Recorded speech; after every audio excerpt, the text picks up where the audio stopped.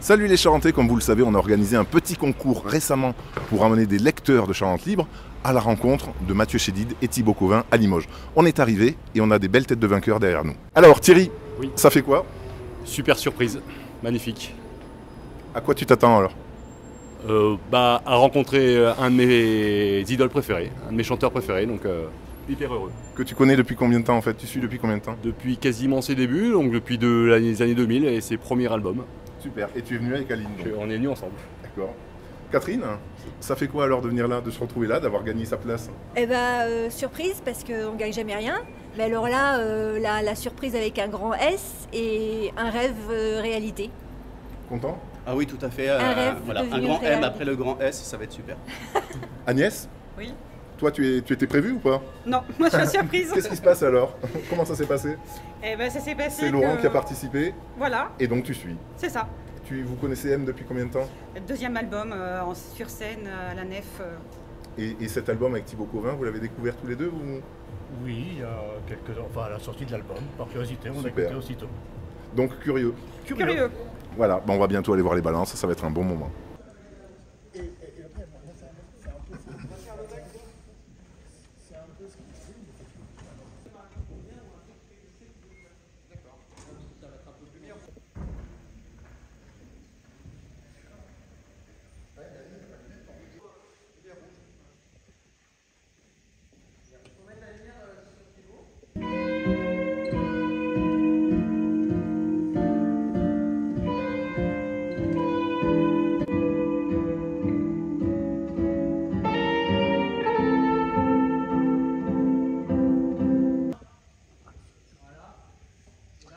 Et voilà, on sort des balances. Nous sommes avec ces deux gars, Mathieu, Thibaut. Merci Mathieu et Thibaut d'accueillir nos lecteurs qui sont là et qui ont des questions à vous poser. Je vous laisse. Mathieu, vous aviez déjà collaboré avec Thibaut Covin en 2018 avec un morceau Flot de l'âme. Mais quand et comment s'est faite la première rencontre? Et comment avez-vous décidé d'enregistrer un album ensemble? Oui, en fait, on se rencontre en vacances, dans un contexte familier et aussi lié à un ami que vous avez peut-être croisé tout à l'heure qui s'appelle Ossine et qui vit au Cap Ferret. Et donc voilà, on s'est rencontrés là-bas. Il était plutôt en maillot de bain avec un surf à la main, une planche de surf à la main, je pense plutôt. Et Ossine l'avait rencontré déjà, qui est un grand ami à moi, l'avait rencontré un peu avant moi et m'avait parlé de cet être poétique et ce guitariste fou. Donc on s'est rencontrés comme ça et Thibaut m'a proposé de participer à un de ses albums et de faire une chanson sur le Cap Ferret, puisque c'était l'idée que chaque chanson, on a fait une chanson, mais c'est vrai que la plupart du temps c'est de l'instrumental et chaque morceau était lié à un lieu, quoi. Donc voilà, on a fait ce morceau, c'était très très joyeux et puis et par la suite moi j'ai écouté un peu ses albums solo, notamment l'album Film sur les musiques de films et j'étais vraiment en tout cas envoûté et ça m'accompagnait souvent. C'est des albums que j'ai écouté beaucoup et c'est là où je lui ai proposé de faire une aventure un peu plus instrumentale, mais je voulais pas forcément moi jouer avec lui, je voulais juste qu'il transforme mes chansons avec sa guitare classique parce que ça me fascinait. Je crois que c'est à moi. Thibaut, Mathieu, comment avez-vous choisi les chansons que vous avez mis dans l'album et que vous allez jouer ce soir? L'idée au départ était de partir des titres de Mathieu. Donc avec mon frère Jordan qui a été très précieux dans l'aventure, qui a réarrangé beaucoup de musique, qui a collaboré à la composition d'autres. On a réécouté tout le répertoire de Mathieu avec passion. Et puis l'idée était de choisir des musiques qu'on aimait, mais aussi des musiques qui offraient une grande part de liberté selon nous pour essayer de les revisiter, en offrir une nouvelle lecture. Et puis on les envoyait à Mathieu régulièrement et puis il nous encourageait à poursuivre. Et puis ça a duré plusieurs mois. On a été très libre. Et puis ensuite, on a commencé à travailler plus intensément il y a bientôt 2 ans maintenant. Et on s'est enfermé dans son studio merveilleux. Et donc là, le projet a pris une nouvelle dimension. Et on est allé encore plus intensément dans ses musiques. On les a sillonnées et on les a réinventées, si on peut dire, tous ensemble. Et puis comme ça se passait à merveille, on s'est dit qu'on pourrait poursuivre l'épopée commune. Et alors on s'est aventuré vers d'autres musiques du répertoire de la musique classique, comme Éric Satie par exemple, ou Jean-Sébastien Bach, aussi des chansons françaises de Gainsbourg par exemple, ou des grandes chansons internationales. Et puis le plaisir était grandissant et grandissant. On s'est dit aussi qu'on allait composer quelques inédits pour célébrer cette aventure. Et il y a 3, voire 4 inédits qui sont un peu les hymnes de cette rencontre. Alors justement, parmi toutes les chansons que vous allez jouer ce soir et que vous chantez ou vous jouez dans cet album, l'un et l'autre, est-ce que vous pouvez me donner une chanson préférée? Et pourquoi est-ce que vous choisissez cette chanson-là? Alors je vais prendre une chanson justement qui ne serait pas la plus évidente, qui s'appelle Sur nos cœurs métissés, qui est un morceau réinventé d'un album que j'ai fait et qui s'appelait d'ailleurs Mais tu sais. Et la chanson s'est transformée et c'était joli pour moi parce que déjà c'est une réinvention et surtout ça me permettait de jouer quelque part des techniques un peu classiques. Est-ce qu'on pourrait appeler ça comment? De la sonate, des sonates, comme une petite sonate comme ça, et donc des techniques très nouvelles pour moi. Donc c'était ça, évidemment, l'enchantement, c'est d'arriver à me réinventer et à apprendre et à essayer d'un peu de côtoyer la musique classique, puisque c'est quelque chose qui me fascine et qui m'impressionne un peu. Donc voilà, ce serait peut-être celle-là. Et donc pour vous? Si je dois en choisir une, c'est difficile, mais si on parle pour le concert, je vis un moment très fort chaque soir depuis quelques jours maintenant. C'est moi je n'ai toute ma vie joué que de la guitare classique et là pour la première fois je joue de la guitare électrique et il y a un moment dans le concert où on échange nos guitares et Mathieu a été en vacances au Costa Rica et moi j'adore faire du surf et alors quand il était là-bas je lui lançais un petit challenge et je lui ai dit ça serait merveilleux que tu écrives une musique qui soit inspirée de surf et qui raconte ce coin plein de joie et donc il y a cette composition qui s'appelle Pura Vida et lors de laquelle on échange nos guitares et donc je vis un moment un peu de guitare héros chaque soir avec bonheur absolu. Pourquoi avoir fait ce choix que d'instrumental? Parce que Mathieu, quand même, voilà. Et finalement aussi, quel message et l'un et l'autre vous voulez faire passer. Mais je pense que c'est lié tout ça. Exactement. Non, c'est une belle question. C'est vrai que c'est l'idée de ne pas s'enfermer aussi dans des systèmes. La musique, c'est de la liberté. L'art est libre. Et on dit bien libre comme l'art. Non, je crois pas d'ailleurs. Mais en tout cas, je crois que c'est une façon aussi de se challenger soi-même. Oui, j'ai une voix très bizarre, une voix qui peut être attachante puisque les gens me connaissent chanteur aussi. Mais c'est une façon justement de se dire non, c'est trop facile, quoi. On va passer à autre chose et on va essayer de mettre en valeur autre chose. Et ce qui est très intéressant d'ailleurs de ne pas chanter, c'est que je joue pas du tout de la guitare de la même manière que quand je chante. Quand je chante, ma guitare m'accompagne, et elle est très rythmique. Et quand je ne chante pas, ma guitare chante. Elle devient mélodique. Et donc c'est une façon d'apprendre de nouvelles choses. Parce que ça serait presque trop facile. On sait que je peux faire des chansons de temps en temps. Et là, l'idée, c'est de faire autre chose. Donc, et surtout, alors c'est ça tout le challenge. Et la mission, c'est d'arriver à ce que les gens, quand ils viennent dans la salle, évidemment, les gens en tout cas de mon public se disent tiens, ce serait peut-être pas mal qu'ils chantent à un moment, mais ça serait à mon avis un échec parce que l'idée c'est d'arriver à faire oublier cette dimension-là et de rentrer dans un autre espace, dans une autre démarche. Et je dirais que c'est évidemment aussi une manière de mettre en avant la musique et la poésie, parce que c'est un acte très poétique de faire ça. Et enlever les mots, c'est pas mal aussi, parce que souvent on parle un peu trop, c'est tout. On est dans un monde un peu trop bavard. Et on sait très bien que sans les mots, le silence, la sensation, la musique parle tellement d'elle-même que c'est important de s'en rappeler parfois. Alors moi j'avais une question peut-être un peu plus technique, mais j'ai lu par exemple que vous étiez parti en tournée pendant 10 ans.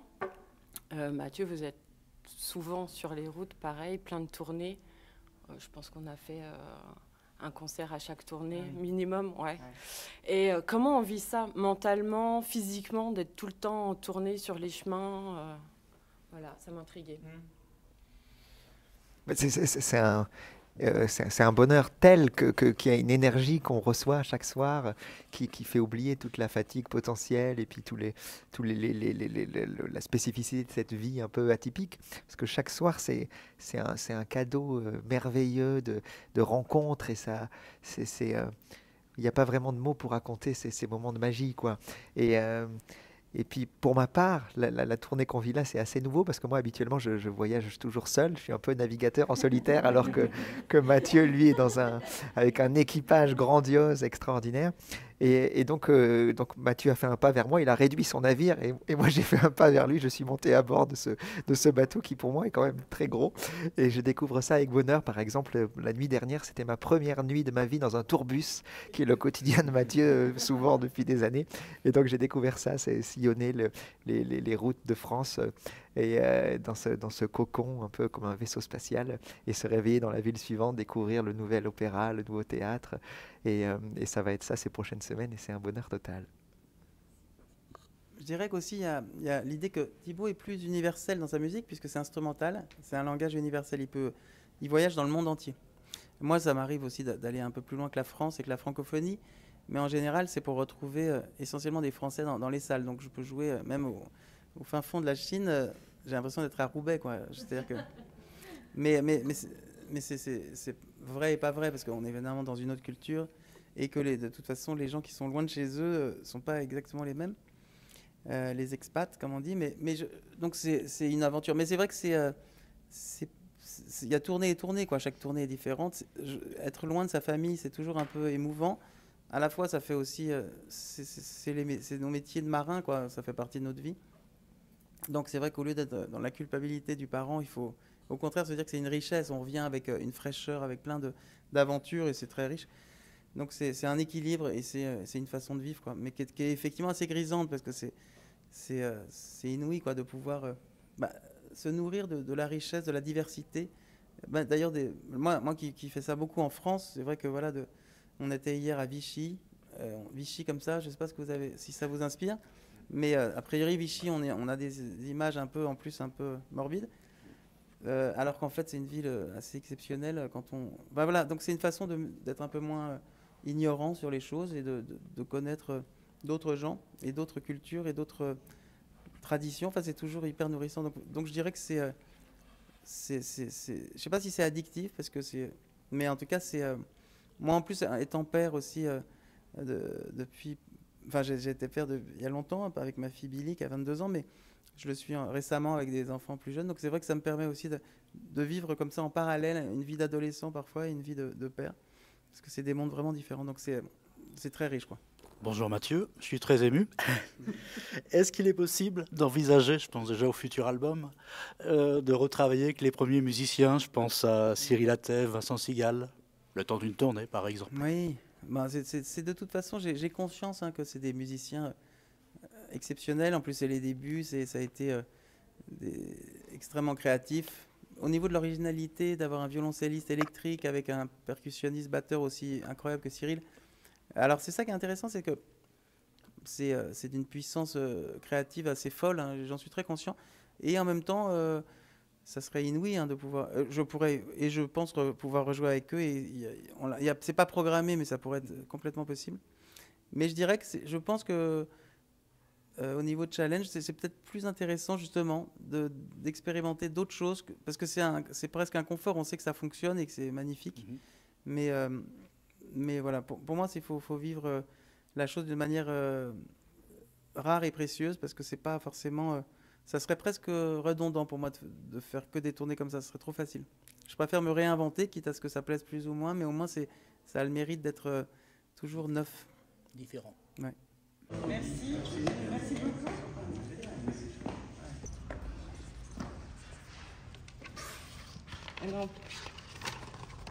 Ça s'appelle une anamorphose, en fait. C'est qu'il y a du scotch dans plein d'endroits, et quand tu te laisses juste à un axe précis, ça crée le dessin. Mais là, il y a du scotch sur la poutre, sur le plafond. Ah, c'est pour toi aussi, pareil? Oui, pareil.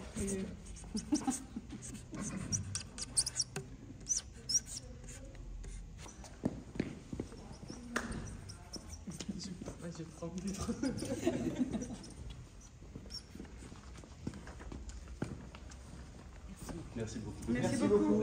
Je crois que c'est un moment hors du temps, un privilège incroyable. J'ai l'impression d'avoir fait un concert privé quasiment, et puis la bienveillance de Mathieu et même de Thibaut, c'est un vrai plaisir. Merci à eux et merci à Charente Libre. Ah, moi, je suis sur un nuage. Ils sont adorables tous les deux. Ils ont pris du temps pour répondre à nos questions. On a assisté à un concert au Balance, donc privé. C'était génial. Oh, magnifique, merci Charente Libre. On a assisté à un mini concert privé avec plein d'expérimentations. C'était top. Et puis après, la rencontre pendant un bon petit quart d'heure, accueilli par Mathieu Chédid et Thibaut. Fantastique. Merci. Super, ils étaient géniaux tous les deux. Et puis, j'ai adoré le concert privé. Merci beaucoup, Charente Libre. L'interview à leur image, tout à fait solaire, nature, et qui prennent du temps pour répondre à leur public. Et ça, c'est formidable. Enfin, deux êtres formidables et artistes avec un grand A. Donc, merci beaucoup d'avoir pu faire ce petit moment magique avec Charente Libre. Merci. Oh, je vais m'en souvenir toute ma vie, effectivement. On a passé un superbe moment, à la fois intime et intense. On a pu écouter effectivement les arrangements, on a eu de la musique, on a eu un avant-goût qui nous donne absolument envie de savourer donc le concert de ce soir. Donc un superbe moment avec des superbes personnes. Merci Olivier pour effectivement cette initiative. Merci Charente Libre pour avoir organisé cette rencontre avec effectivement des gens exceptionnels.